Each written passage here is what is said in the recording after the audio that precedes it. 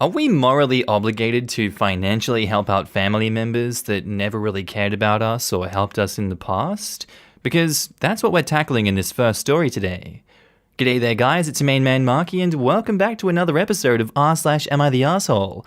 Now if you love today's bloody good content, I want you to sit back, relax, chuck a prawn on the barbie, and get ready for some good stories.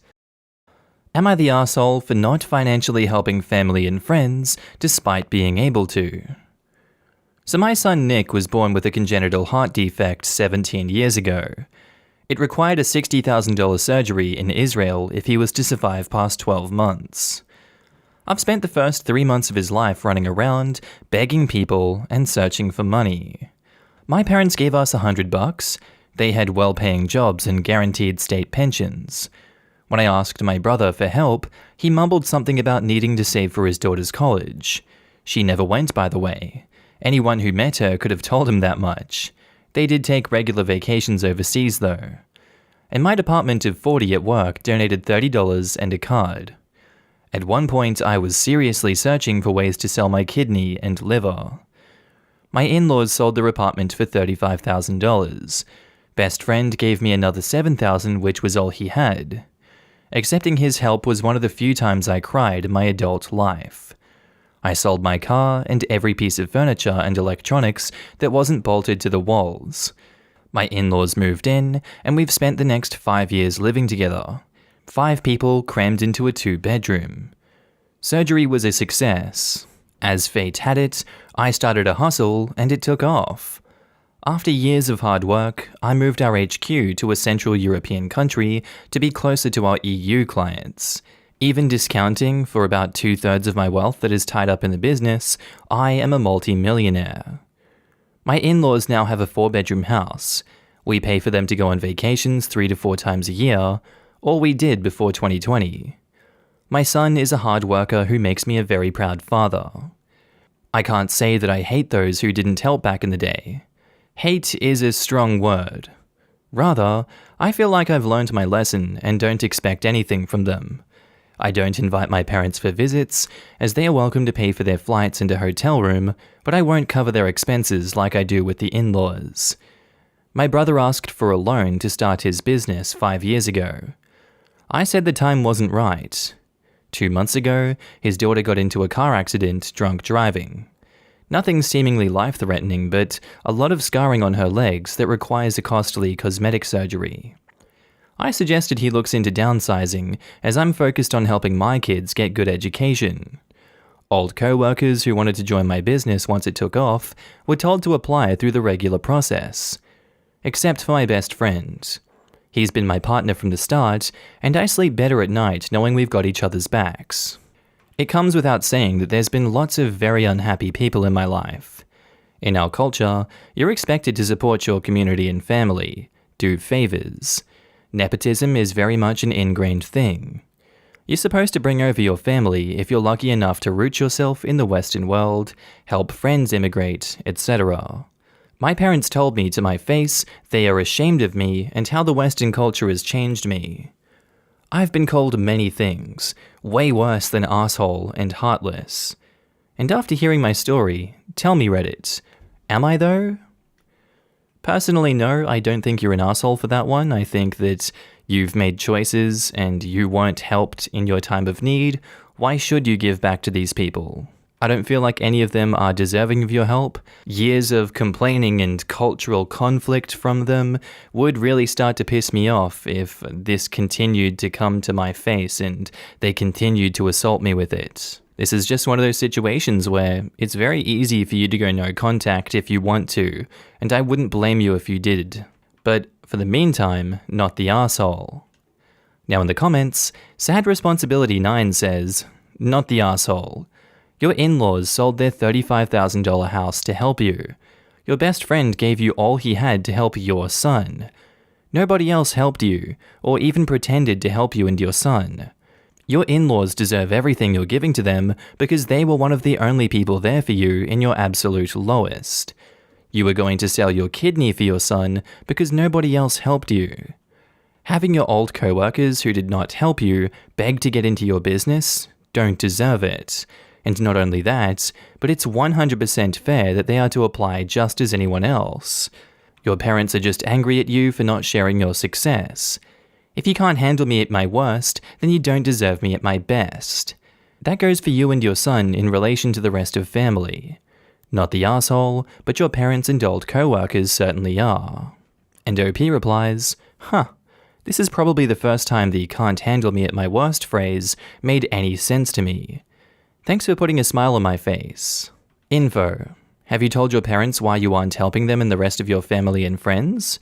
Did you explain to them that it's because they didn't help you when you needed their help? That it wasn't Western culture that changed you, but the fact that they couldn't be moved to help you at all when you needed it and they could afford it? I'm Indian, and I understand your culture. Not fully, but enough.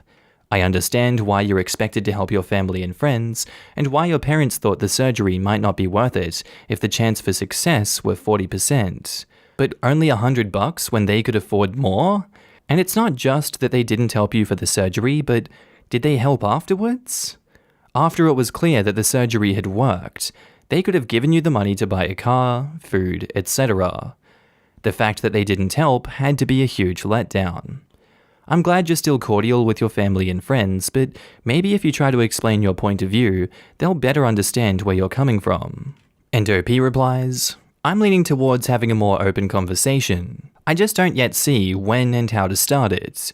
Maybe it will come.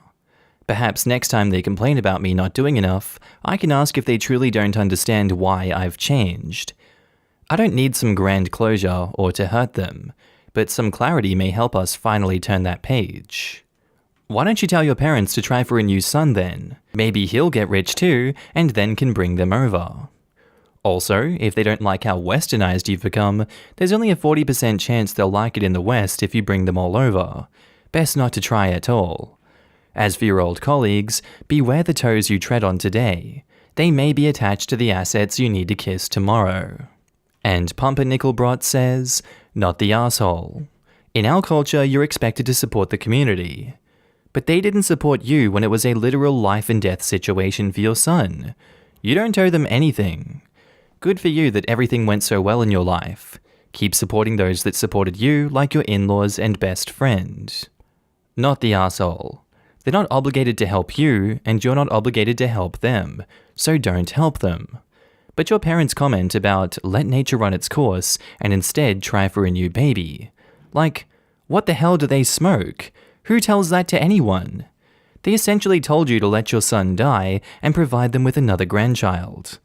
Should have gone no contact then and there. Nobody needs such people in their lives.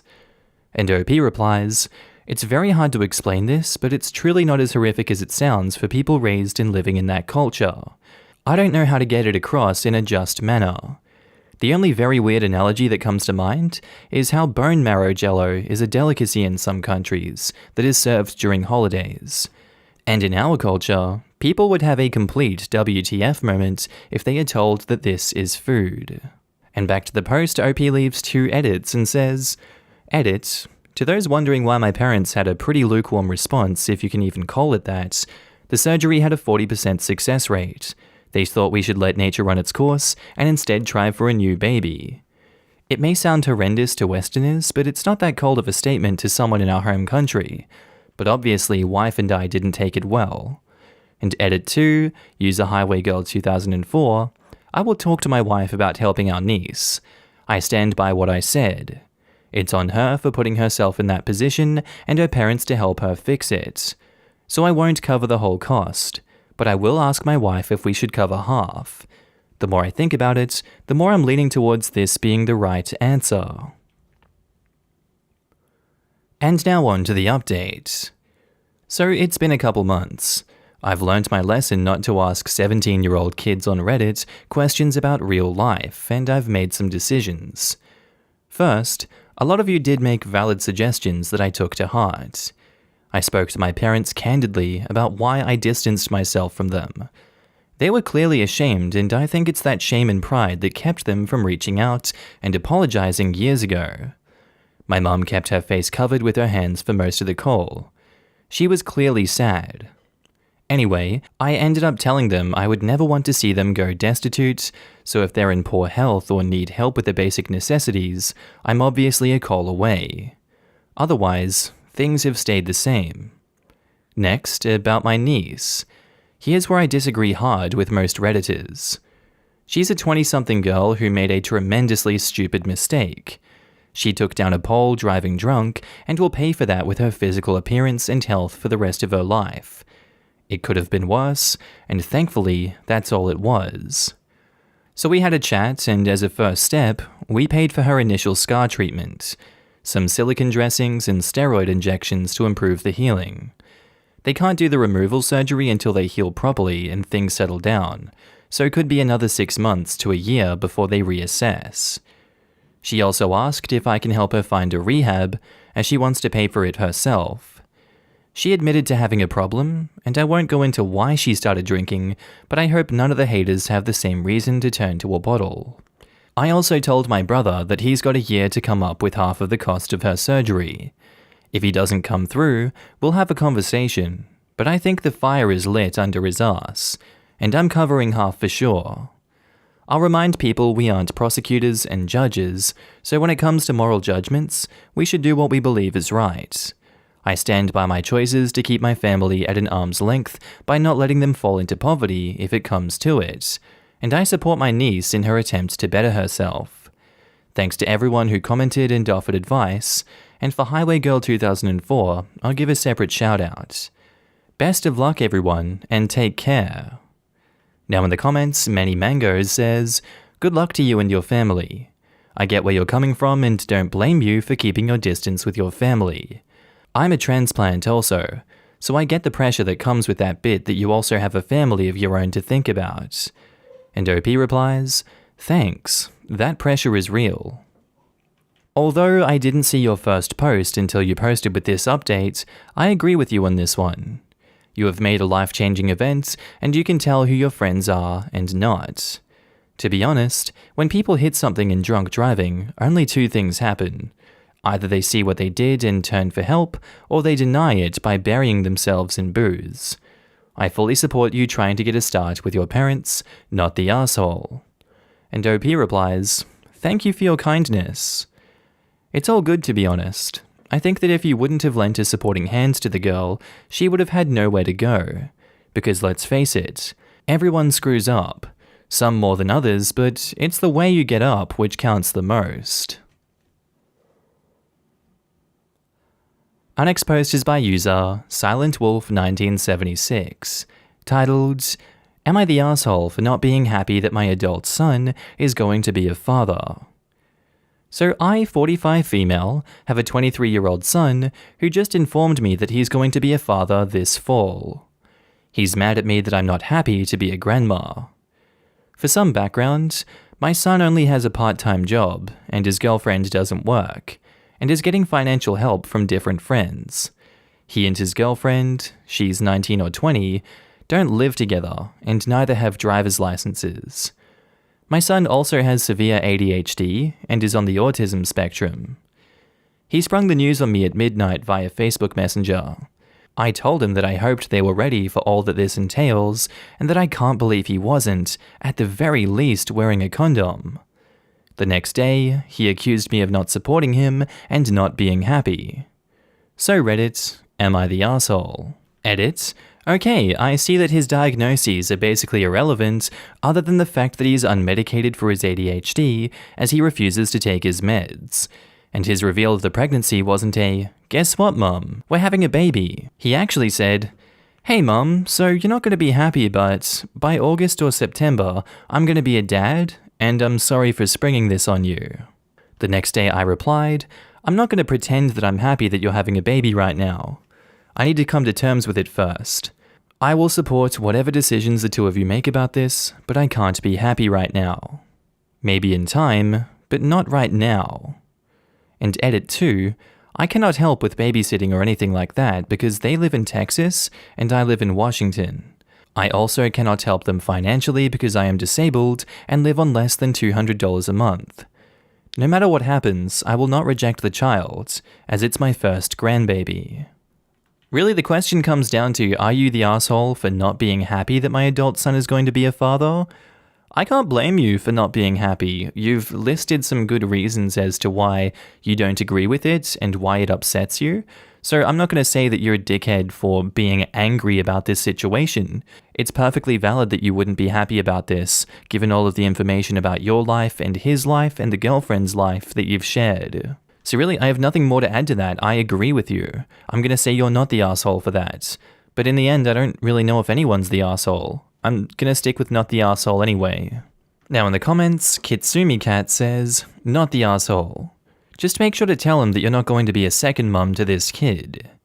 The trifecta of disappointed parents. Are you even ready for a baby? Why didn't you wear a condom? I won't be raising it. The real disappointment in life is when they're proven right again and again. Not the asshole. While I do think parents should be supportive of their kids, supporting awful decisions will only result in the poor kid growing up in misery. Your son already can't pay for himself and his girlfriend. How will he pay for the kid? It sounds like he lives in his own world and doesn't understand what having a kid will be like at all financially. Worst case scenario, which will no doubt happen, is he will demand to move in with you and you will be the mother of the child because the parents don't know what they're doing. And OP replies, not gonna happen. I live in a studio and I ain't moving. My sister, who is much better off than I am financially, has said that she's willing to do an open adoption should they decide to go that route. I honestly hope they do. Not the asshole. I hope they go for that. I would approach it slowly. It would be best for both the child and parents. Question. Does your sister have any kids? Yes. She has a 16-year-old girl and 12-year-old twin boys. She and her husband have been looking at adopting recently because she can't have any more of her own. She's 38. I really think you need to champion this idea. It gives them all the good parts of being a parent without fudging the kid up, if, like you suspect, they aren't ready to be parents. The fact your sister is looking to adopt is amazing given the situation. I really can't overstate how much I think this could be the answer. Good luck, and I hope your family figures out the best plan. And now on to the update. Okay, so this all pretty much happened in just the last 2 days, and I only found out a few hours ago. But she lost the baby. She wasn't feeling well, so she went to the doctor. They couldn't find a heartbeat, so they scheduled an ultrasound for today. That's when they confirmed a missed miscarriage, which is when the fetus has died but is not expelled by the body. They are going to do a DNC procedure to remove it on Monday.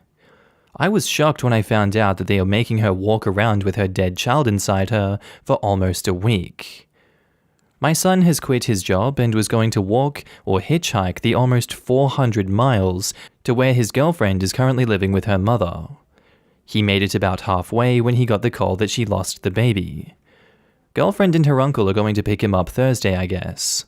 He's broke though, because him and his roommates weren't paying the utilities, except $20 here and $20 there, and were about to get shut off. My son paid $500 to $600 to keep them from being turned off before he left. He and I are on better terms. He even admitted that he was not really ready to be a father when I spoke with him tonight, but that he'd been excited at the thought of seeing his child. I told him that it was a mature way of looking at it. I do love my son, and I would have loved my grandchild, but this poem by Edgar Guest is perfect, even if my grandchild never drew breath. I'll lend you a child. I'm not sure I can read this whole thing, I'll just read the first 2 parts and put the rest up on screen. I'll lend you for a little time a child of mine, he said, for you to love while he lives and mourn for when he's dead. It may be 6 or 7 years or 22 or 3, but will you, till I call him back, take care of him for me? Now, in the comments, Santa Pacha Mama says, that's very sad. I hope he will be okay and has time to grieve. That was a hard situation. I understand your feelings and I hope everyone is doing well. Wow, so sorry to hear about the loss, though it sounds like all of you have grown from the experience. I can't think of a better tribute to your grandchild than to continue that growth. Very sad for all involved. It may be worth mentioning to your son that emotions and hormones may be running high as they cope with their loss, and that this isn't the time to decide to risk trying again. Alright guys, that's the end of the video. Friendly reminder that I'm now posting daily on my second channel, Marky2. If you want to laugh at memes with me, link is down in the description below. On phone, you just click that little arrow underneath the video. I also want to say thank you to all my channel members and Patreon subscribers. Your names are currently floating down the screen here, and I love to see all of you guys. Thank you for joining me on this journey. Thank you for supporting me. I really appreciate it. If you see yourself on screen, I want you to give yourself a big pat on the back for being amazing as always, and thank you for supporting me again. I do hope that you guys have a good day, night, sleep, whatever it is you're up to. I'll see you in the next video. Bye.